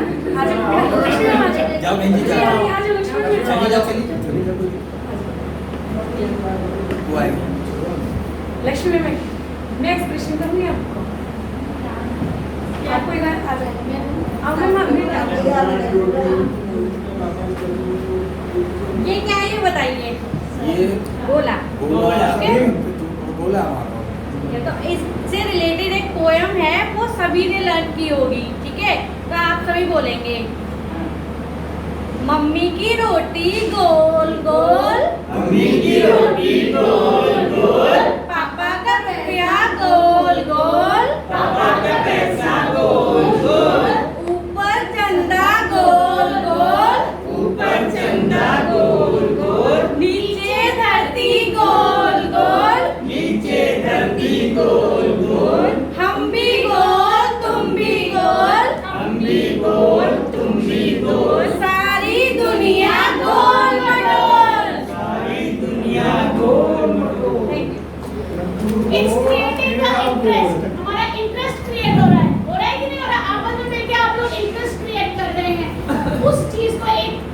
की मदद से हम लोगों ने बहुत सारी एक्टिविटीज क्रिएट कर ली, इम्प्लीमेंट्स कर रहे हैं उस चीज को, फोकस कर रहे हैं और उससे हमारी इंटेलिजेंस पावर बढ़ रही है। मीन्स 3 आईज लर्निंग आउटकम्स के थ्रू डेवलप हो रही है। Am I right or wrong? Computer पे आ जाओ। एनहेंस होती है, क्या क्या चीज हमारी क्षमताएं बढ़ाता है, हमारी स्किल को बढ़ा रहा है। अभी हमने इतनी सारी एक्टिविटीज करी, हमारी मोटर स्किल्स, हमारी सेंसर स्किल्स को बढ़ा रहा है। एक दूसरे के सपोर्ट से हमने बहुत सारी एक्टिविटीज करी, आपस में शेयरिंग पावर बढ़ाता है, हमारी स्ट्रेंथ को, हमारे मस्कुलर, फिजिकल और मेंटल स्टेटस को डेवलप करता है। हम लोग खुश होकर पढ़ रहे हैं, स्ट्रेस नहीं है, यहाँ पे मजा आ रहा है पढ़ने में। डेवलप करता है हमारा कंसंट्रेशन, पढ़ने की कितने अच्छे से। अगर हम एक्टिविटी करके दिखा रहे हैं तो सभी देख रहे थे ये क्या करा रही है, देखते हैं कैसे कराएंगे। कंसंट्रेशन पावर, आपकी क्रिएटिविटी, आपने एक पेपर से डिफरेंट एक्टिविटीज एक पेपर को लेके करी, उसमें आपका कंसंट्रेशन पावर इंप्रूव हुआ, आपका कम्युनिकेशन स्किल, आपका बोलने का स्किल इंप्रूव हुआ, आपकी क्षमताएं बढ़ी। वो चीज अब एज टू एज और टीचर टू टीचर ये एक्टिविटीज डिफरेंट हो जाती है। एम आई राइट और रॉन्ग? क्लास टू क्लास ये एक्टिविटीज डिफरेंट हो जाती हैं। ये हम ऑनलाइन भी करा सकते हैं, ये हम ऑफलाइन भी करा सकते हैं। मेरे बहुत सारे टीचर्स हैं, साइंस की एक टीचर है मेरी, उसने बहुत सारी एक्टिविटीज जॉइंट से रिलेटेड अपने लड़के को खड़ा कर लिया और जॉइंट सिखाए ऑनलाइन में कि ये जॉइंट्स होते हैं, ये वाला कौन सा जॉइंट है, मैं साइंस की नहीं हूँ लेकिन ये रेडियस बोन है। तो उसने ऑनलाइन में ये एक्टिविटीज करके दिखाई तो बच्चों को बहुत मजा आया और सीखा भी, 6-7 क्लास के बच्चों ने। तो हम एक्टिविटीज डिफरेंट करा सकते हैं, जरूरी नहीं है एक ही डेवलप। TLM का मेथड है, क्यों चाहता है गवर्नमेंट की क्या करे, क्यों? क्योंकि वो कहता है कि टीचर का डेवलपमेंट, बच्चे का डेवलपमेंट, सोसाइटी का डेवलपमेंट, सभी लोग डेवलप करें। खिलौने जो इजीली हम लोग आपस इजीली परचेज कर सकते हैं, जो आसपास की सारी चीजों को आज आपने एक पेपर, एक छोटी सी रिंग के माध्यम से इतना सब कुछ मेरे को सिखा दिया, तो बच्चों को तो आप बहुत कुछ सिखा सकते हैं, इंटेलिजेंस बना सकते हैं। ये तो आप में पावर है। तो वो मोदी जी कहते हैं, NEP कहती है कि उनको इंटेलिजेंस बनाइए, लोकल चीजों को यूज करते हुए, लोकल पे वोकल करिए। या वोकल पे लोकल क्या है? Vocal for local, vocal for local. Innovative ideas, जब हम कुछ करते हैं तो हमारे नए नए आइडियाज, पेपर के थ्रू हमने उसमें फ्रैक्शंस भी सिखा दिए, हमने शेप्स भी सिखा दिया, हमने उसमें और क्या सिखाया था सर? हिंदी इंग्लिश भी सिखा दिया, SST भी सिखा दिया था। बहुत सारी चीजें एक पेपर की मदद से हमने बहुत कुछ सिखा दिया जो इजीली अपनी क्लास में अवेलेबल होता है, उसको हमें बाहर से भी लेके नहीं आना पड़ता है। जो हमारे पास किताब कॉपियों में होता है उसके थ्रू हम कर सकते हैं। हम बच्चों को ज़्यादा से ज़्यादा प्रोजेक्ट बेस्ड करा सकते हैं, प्रोजेक्ट्स के थ्रू एक्सप्लेनेशंस करा सकते हैं, प्रोजेक्ट्स दे सकते हैं। CBSE ने अभी मैं CBSE की हूँ इसलिए मैं CBSE के बारे में ज़्यादा बोल रही हूँ। फर्स्ट टर्म और सेकेंड टर्म उन्होंने डिवाइड करा हुआ है पेपर्स को। उन्होंने कहा है आप प्रोजेक्ट बेस्ड एक्टिविटीज़ कराइए, उसको analytical based, critical based thinking activities कराइए और उसके बेस पे नंबर दीजिए। अगर बच्चा पेपर नहीं दे पाता या कोई ऐसी पैंडेमिक सिचुएशंस हो जाती है तो उनके प्रोजेक्ट्स के बेसिस पे, क्यों? क्योंकि प्रोजेक्ट्स में बच्चा बहुत इन्वॉल्व होकर काम करता है, कोई चीज़ बनाता है तो उसका पूरा इन्वॉल्वमेंट। आपने देखा होगा आप सब लोग इस एक्टिविटी में इन्वॉल्व होकर और मज़े से कर रहे थे। आपकी फैमिली, आपकी मम्मी पापा, आपके फ्रेंड्स, सभी लोगों से आइडियाज मिलता है। मम्मी मैम ने प्रोजेक्ट दिया है, क्या करूँ? मम्मी बताइए, अच्छा ये वाला काम ऐसे कर लूँ, घर में ये सामान रखा है इसको यूज़ करके ये बनाते। घर में हमारे यहाँ खल्लड़ है और वो चटनी पीस, सिलवट्टा होता है, सिलवट्टा होता है हमारा। उससे हम बच्चों को सिखा सकते हैं कि फोर्स के द्वारा हम कोई भी शेप को चेंज कर सकते हैं। वो बहुत इजीली मैथड का वो कहते हैं जहाँ यंग जनरेशन अपनी फैमिली के साथ, क्यों? क्योंकि अब जनरेशन का उसके फैमिली के साथ अटैचमेंट खत्म होता जा रहा है, उसकी भावनाएं खत्म होते जा रहे हैं, उसके लिंक्स खत्म होते जा रहे हैं, उसके रिलेशंस खत्म होते जा रहे हैं, वो एक जगह आके सिमट गए। तो NEP कहती है कि इन्वॉल्वमेंट करिए सभी लोगों का, जिससे बच्चा ज़्यादा से ज़्यादा अपनी सोसाइटी को, अपने कम्युनिटी को, उसके मॉरल वैल्यूज बढ़े, उसका अवेयरनेस, उसकी सोसाइटी के लिए उसका अवेयरनेस कि उसके आसपास की सोसाइटी में क्या क्या चीज़ है, क्या क्या चीज़ वो लेके। आज एक बच्चा एक घर के सिवा दूसरी जगह जाता नहीं। सर पहले ऐसा कुछ होता था, पता ही नहीं चलता था कौन से मोहल्ले में, कौन सी गली में, कौन से किधर है, और उसको पूरे जहान की पता होती थी कि इसके घर में ये रोटी बनी है, इसके घर में ये खाना बना हुआ है। लेकिन आज बच्चा सिमट के रह गया, ना उसके पास इतने खिलौने हैं खेलने के लिए, ना पेरेंट्स बाहर भेज रहा है, उसको करना पड़ेगा, वरना बच्चा इतने ही लिमिटेड एरियाज में पनप नहीं पाएगा। एनईपी कह रही है उसको आगे बढ़ाइए, उसको मोटिवेट कराइए, उसको इम्प्रूव कराइए, उसकी स्किल को डेवलप करिएगा।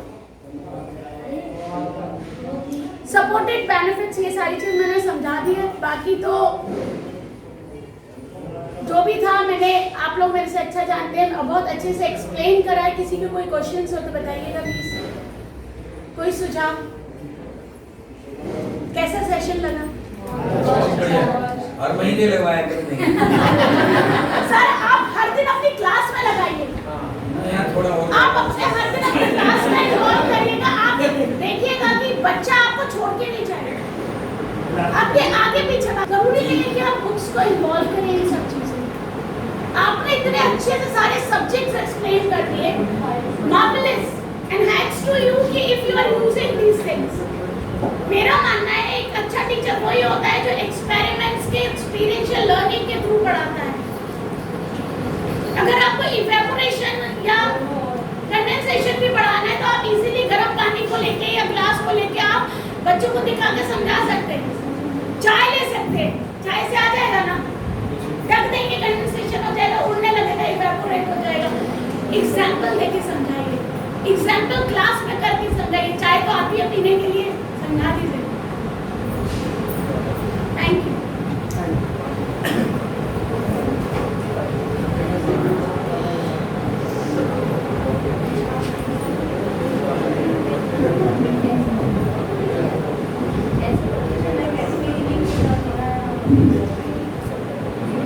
तृतीय सत्र समाप्त हुआ।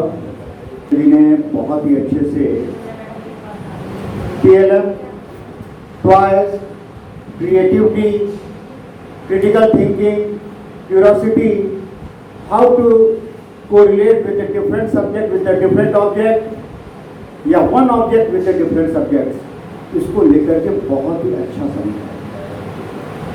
आचार्य जी कह रहे थे कि हर महीने लग जाना चाहिए। बात सही दीदी कह रही है कि हर दिन क्लास में आप करोगे आपको इंटरेस्ट होगी। बच्चा नहीं भूलता। बच्चा आज आप यहाँ पर जो सीखे हैं वो रियली बता रहा हूँ, वे एक्सपीरियंशियल लर्निंग को आपने फील किया। रिंग लेना, कोई पेपर लेना, उससे सिखाना, कुछ क्रिएटिव बनाना, वो बॉल वाला सिस्टम, जो गरम आलू वाला सिस्टम, कितना अच्छा था जी। हमने नई नई चीज़ें सीखी। उस चीज़ का प्रयोग हमारे विद्यालय में हो, हमारी नई शिक्षा में हो, हमारा लर्निंग आउटकम अच्छा बने, हम एक्सपीरियंशियल लर्निंग को अपने जो है पाठ योजना में शामिल कर सकें और हम आगे बढ़ें, यह सोच होनी चाहिए। आज दीदी का जो यहाँ सत्र हुआ, यदि हम इससे 10% भी अपने जीवन में उतार के कक्षा में ले जाते हैं तो हम इस आज की सेशन को सफल मानेंगे। ये दीदी बहुत ही लंबा कालखंड है एक्सपीरियंस का, और उसके आधार पर जो विषय उन्होंने रखा है और जिस तरीके से समझाया है, आपको लगा नहीं होगा कि ये प्रिंसिपल हैं, लगा होगा कि आपकी दोस्त हैं, फ्रेंड हैं, मिलजुल करके। तो क्यों? क्योंकि आपको क्या है, वी आर द फैसिलिटेटर, मतलब हम लोग फैसिलिटेट करते हैं, किसी को चीज़ को पढ़ाने में सहयोगी बनते हैं।